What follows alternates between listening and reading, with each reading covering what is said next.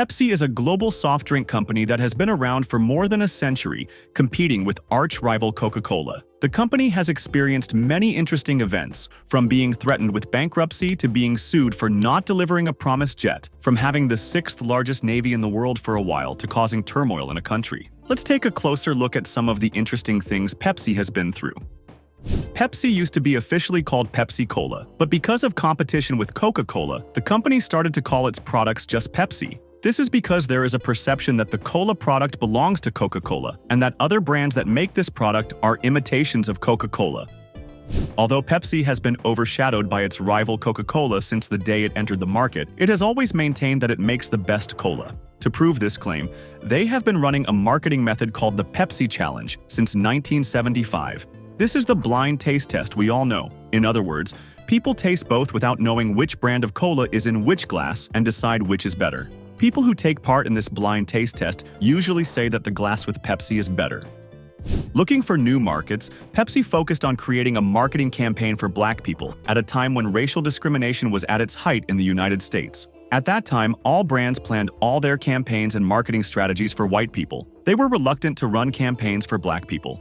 When Pepsi launched its campaign, it received threats from the Ku Klux Klan, an anti-Black, white supremacist, and fear-mongering organization. The main reason for the fear of the Ku Klux Klan was that the organization did not hesitate to resort to acts of violence. But Pepsi officials did not back down. Sales among Afro-Americans grew rapidly. Later market research showed that African Americans were 3 times more likely to buy Pepsi than Coca-Cola.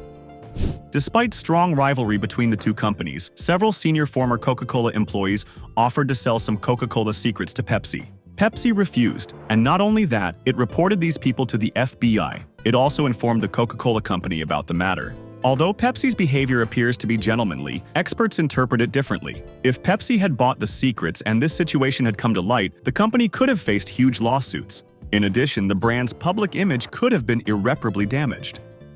Pepsi's promotions are famous. One of their promotions in the Philippines caused a huge uproar in the country. Organized in 1992, the promotion started with a huge advertising campaign. "You can be a millionaire today" was written under the Pepsi logo on every television, newspaper, and billboard in the country. Launched in February 1992, the promotion called Number Fever was as follows. Bottle caps were numbered from 1 to 999. Every night, a lucky number was announced on television, and the lucky winner with that numbered cap received a prize of 1 million Philippine pesos. The campaign attracted a lot of attention in the Philippines, and Pepsi's sales increased significantly. Pepsi printed only 2 of the caps with the winning number each day and created a control mechanism with a security code. On the evening of May 25, 1992, the lucky number 349 was accidentally printed on 800,000 caps instead of 2.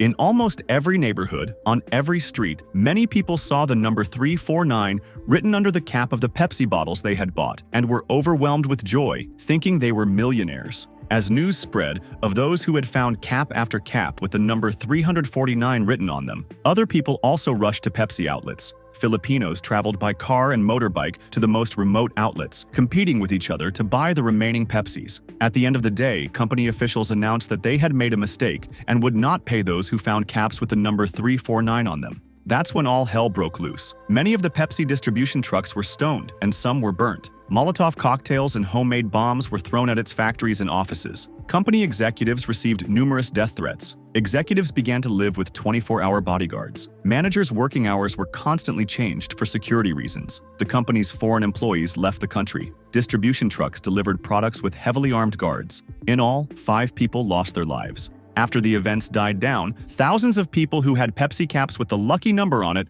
went to court. Pepsi offered these people 500 pesos as a gesture of goodwill. However, many of the people with cap number 349 refused the offer, and protests and boycotts against the company began. Some of these protests turned violent. The Supreme Court of the Philippines ruled in 2006 that Pepsi was not responsible for paying the amounts on the caps. Following the scandal, Pepsi's market share fell but has risen over the years.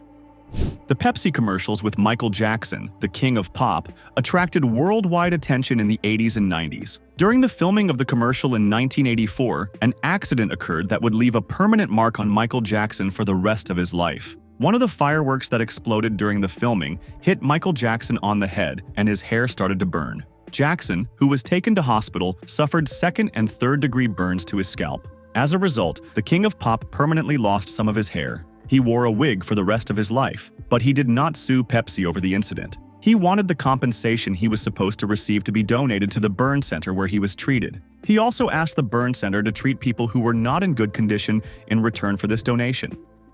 Pepsi's promotions have been the subject of interesting events not only in the Philippines, but all over the world. In a promotional campaign in the United States, the company announced in advertisements that those who collected points under the lid would receive gifts. The more points collected, the more valuable the gift. To emphasize this, the commercial joked that if you collect 7 million points, you can even win a fighter jet. One American young man who took this seriously collected about $1 million by taking a loan from the bank and borrowing from his relatives. With this money, he bought Pepsi products. Having collected 7 million points, he asked the company for a fighter jet. The company said it was a joke and that it could not give the jet. In response to the young man's claim, the court committee made the following decision. No objective person could conclude that consumers would receive a fighter jet as a result of this advertisement. The most interesting thing about Pepsi is that it once had the sixth largest navy in the world.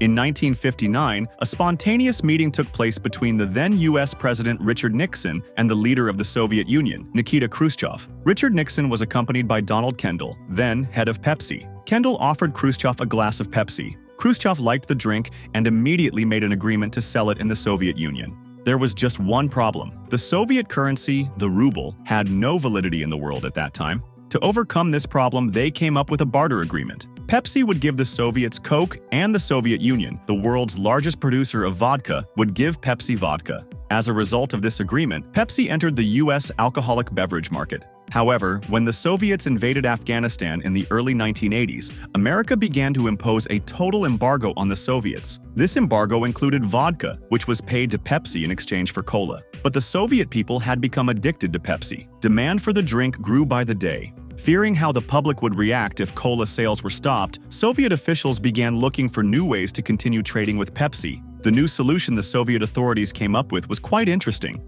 They offered to give Pepsi a fleet of 1 cruiser, 1 frigate, 1 destroyer, 17 submarines, and several oil tankers in exchange for the products they sold. Pepsi accepted and suddenly had the 6th largest navy in the world at the time. Of course, this fleet was no longer operational. Company officials monetized the fleet by selling it to Sweden for scrap.